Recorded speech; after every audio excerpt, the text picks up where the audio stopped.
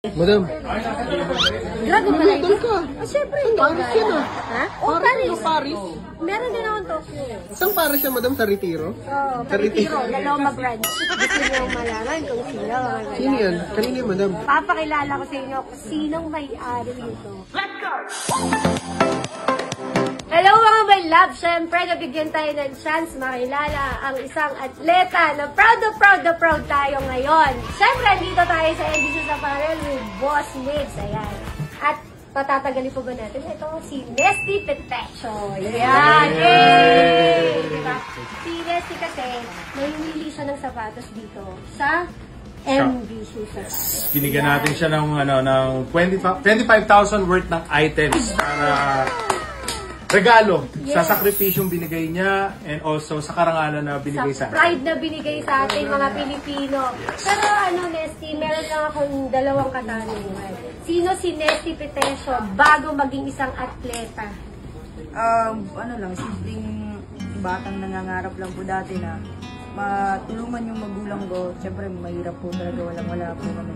So, kaya nga nung nabasa ko yung pledge ni Sir, sobrang saya ko. Kasi, yung inisip ko talaga hindi para sa akin. Inisip ko para sa pamilya ko, sa mga kapatid ko.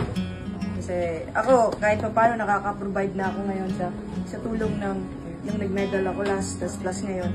So, inisip ko sila naman. Kasi ako, pwede akong bumili sa akin, sila naman. At hindi lang yun mga loves, hindi lang pamilya niya yung natulungan niya.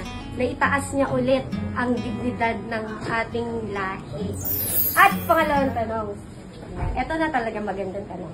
Ano ang mabibigay mong mensahe o advice sa mga aspiring boxer natin, lalong-lalo na sa mga kababaihan? Marami kasing boxer na kababaihan, naniniwala ko. So, anong kababaihan o kalalakihan, ano ang mabibigay mong mensahe para sa kanila? Sa lahat po ng mga kabataan na gustong pasukin ang larangan ng iba't ibang sports, siyempre ipopromote ko na yung boxing, especially sa mga kababaihan. Huwag kayong matakot sa sarili ninyo na i-pursue yung pangarap ninyo, lalo na sa boxing. Huwag yung isipin na sinasabi ng ibang tao na ang boxing ay para sa lalaki lang. Huwag yung isipin nyo. Kasi sa akin naman, kung kaya ng lalaki, kaya din ng babae. O syempre, isipin nyo, iba din talaga yung lakas ng mga lalaki yan. Pero kaya natin, kahit pa paano, masabayan sila. Hindi man natin sila malampasan, kaya natin silang masabayan. At lagi nyo lang po isipin na, lagi ko itong iniisip na sa bawat pag hindi ni Lord, sa bawat hindi binibigay ni Lord na gusto nating makuha, lagi ko iniisip na protection yun ni Lord, na kahit gaano kasakit man yun, pinoprotektahan niya tayo, piniprepare niya tayo sa mas malaking blessing na gusto niyang ibigay sa atin. So, huwag niyo bitawan yung pangarap niyo, push na lang. Push lang, laban lang! Okay, congratulations and thank you, Nesty. Siyempre, thank you rin kay Boss Mig sa ambitious. Yes! Siyempre, tuloy natin ang pagsha-shopping niya. Yes! Nahihilo na siya sa paghahanap ng mga sapatos eh. Yes, siyempre, ilalagay ko yung Facebook page ng Ambitious in a Panel dito kung pwede nyo po silang i-message dito. Hanggang sa muli mga my loves, kasama natin din si Boss GK. Ayan, paalam, bye!